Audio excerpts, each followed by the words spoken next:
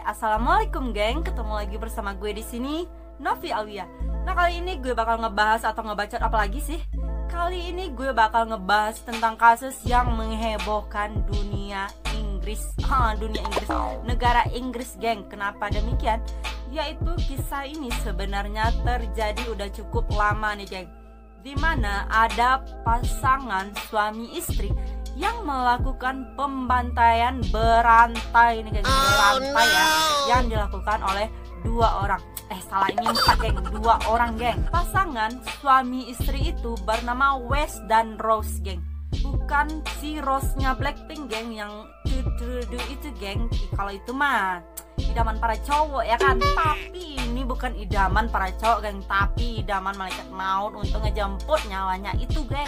Kasus mereka itu sebenarnya nggak hanya ngebunuh geng, tapi juga melakukan penyiksaan, penculikan, dan lain sebagainya nih geng. Nah untuk korbannya itu geng, kebanyakan adalah wanita-wanita muda geng, udah kayak seumur-umuran kita gini, kayak umur 20-an, 17-an. Nah itu korban dari si Wes dan Rose itu sendiri. Dimana kasus terbaru yang mengungkapkan kalau sebenarnya Fred atau si Wes itu geng udah ngebunuh banyak orang dan menguburkannya di satu tempat geng, dimana dia menguburkannya di Glasgow nih geng. Dan yang lebih parahnya itu geng, si Fred dan Rose ini nggak hanya ngebunuh atau menyiksa nih geng, tapi dia juga melakukan pemerkosaan termasuk kepada dua orang anaknya nih geng. Tapi anaknya itu bukan anak si Fred dan Rose nih geng, tapi anak dari Fred dan istri sebelumnya. Bener-bener nih ya, si orang tua ini sebenarnya apa sih maunya, sampai ngebunuh orang, sampai ngebunuh anak sendiri. Tega, lu tega banget.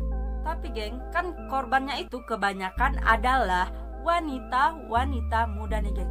Lalu kak, bagaimana sama si Rose ini? Apa dia nggak merasa iba atau kasihan gitu kayak sama korban-korbannya? Nah geng, si Rose ini nggak ada rasa kasihan dia sama sekali terhadap korban-korban itu geng. Nah kenapa demikian? Sebenarnya si Rose ini merupakan kayak mengungkapkan, kayak melampiaskan kekecewaan dia atau trauma dia di masa lalu nih geng. Dimana sebenarnya keluarga Rosemary itu pada masa lalu itu geng udah hancur berantakan, hancur banget geng. Dia tuh kayak anak ya yang kurang kasih sayang dan bahkan nggak ada kasih sayang dari orang tuanya geng. Dimana ayahnya itu kan sering nggak pulang nih geng, sekali-sekalinya pulang dia itu mabuk, kan pemabuk berat nih geng. Dia itu mabuk dan pulang ke rumah hanya untuk melakukan pelecehan seksual terhadap si Rosemary itu geng. Sampai Rosemary itu kayak ngalamin trauma gitu kan, kayak mau ngelampiasin apa yang dia rasakan selama ini geng. Nah lalu gimana kak sama si Fred ini? Fred ini sendiri geng, pada bulan September 1962 itu dia berkenalan dengan seorang perempuan yang berada di pesta dansa nih geng. Cewek itu sendiri bernama Catherine Bernadette geng, yang dia kenalin. Nah sampai cerita nih geng, sampai banget ceritanya itu gitu kan. Mereka itu akhirnya menikah nih geng. Nah ketika mereka udah nikah geng, akhirnya si Catherine ini hamil geng. Tapi apa kak? Nah si Catherine ini hamil bukan anak dari si Fred itu geng, tapi dia hamil anak dari sopir bus Pakistan nih geng. Lalu kak, apa dia punya anak atau enggak sama si Fred ini? Nah dia itu sebenarnya punya anak geng. Anaknya itu berjenis kelamin perempuan nih geng, tapi sayangnya sangat disayangkan. Bukan sayang yang dielus-elus gitu geng, si Fred ini malah menyiksa si anak perempuan itu geng. Dimana si Fred ini selalu mengikat anak perempuan itu dan menyimpannya di kolong bawah meja gitu geng. Jadi dia itu dilepasin kalau udah pulang kerja.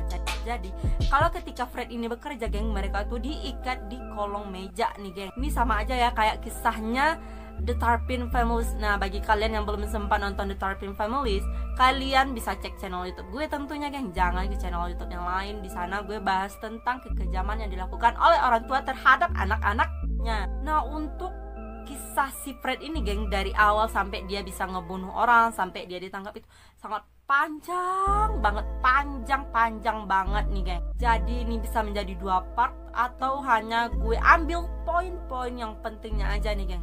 Ketika sama si Catherine ini, si Fred ini juga buaya geng, playboy amat ya kan, buaya darat geng. bukan roti buaya Betawi ya. Dia itu selingkuh sama Anna McCall. Nah, setelah si Catherine itu tahu kalau si Fred ini selingkuh, akhirnya pada akhirnya si Catherine ini malah ngebalas dengan nyelingkuhin balik, geng. Nggak kayak di sinetronnya TV itu, geng, yang kalau diselingkuhnya terima-terima aja, nangis apa gitu kan, nggak ada perlawanan kayak istri yang tersakiti gitu, geng.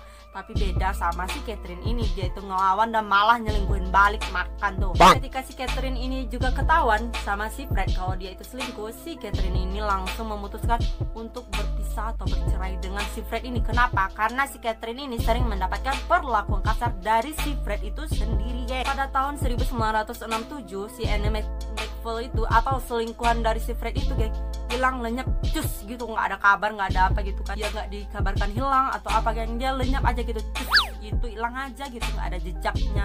Tapi, geng, jasadnya itu ditemukan terpotong-potong di ladang jagung. Oh no! Bayangin coba kan, dimutilasi. Siapa sih pelakunya itu? Pelakunya itu adalah si Fred itu sendiri atau kekasihnya dari si McFall itu, geng.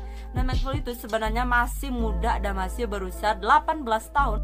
Dan sebenarnya si Fred ini membantah kalau dia yang melakukan pembunuhan terhadap si McFall ini, geng. Dia tuh ngebantah dan nggak bilang kalau dia tuh nggak melakukan itu semua, geng. Untuk pertemuan awal dengan si Ross itu terjadi pada awal tahun 1962, geng, di stasiun bus yaitu Cheltenham nih, geng. Saat ketemu itu, geng, si Ross itu ya kayak jual mahal gitu kan, kayak jijik banget gitu melihat si penampilan dari si Fred ini. Kenapa demikian? Karena penampilan Fred pada saat itu adalah amburadul banget, kacau banget gitu kan. Jadi si Ross ini kayak jijik gitu, geng, dekat sama si Ross ini. Tapi lama-lama kepencut juga. Si Ross ini mulai leleh terhadap si Fred ini karena si Fred ini terus memberikan perhatian yang lebih terhadap si Ross ini yang gak pernah didapatkan dari seorang lelaki atau dari ayahnya sendiri nih, geng. Nah, sebenarnya si Ross ini bekerja di sebuah toko roti nih, geng. Ketika bertemu itu, si Fred ini malah kayak bermelas-melas gitu, bercerita kepada si Ross ini kalau dia sebenarnya ditinggalkan oleh anak dan istrinya sendiri, geng. Jadi dia itu kayak orang yang kasihan banget gitu kan. Nah, ujuk-ujuknya nih, geng, pada pertemuan mereka yang kedua, mereka itu akhirnya pacaran, geng. Mereka pacaran. Terus si Ross tuh kayak orang yang jual mahal gitu, tapi ujung-ujungnya lu mau juga, nih. Pada saat awal-awal itu, geng, si Ross ini bilang kepada si Fred ini kalau dia akan memberikan kasih sayang sepenuhnya kepada anak-anak dari si Fred ini, geng. Kalian mau tahu apa fakta selanjutnya? Kalian pantengin terus video gue. Nggak lama setelah itu, geng, si Ross ini akhirnya berhenti dari pekerjaannya di toko kue. Karena apa? Alasannya adalah si Fred ini harus memberikan uang kepadanya untuk diberikan lagi ke orang tua dari si Ross itu sendiri. Lama kemudian si Ross ini akhirnya memberanikan diri memperkenalkan si Fred ini kepada orang tuanya di rumah, geng.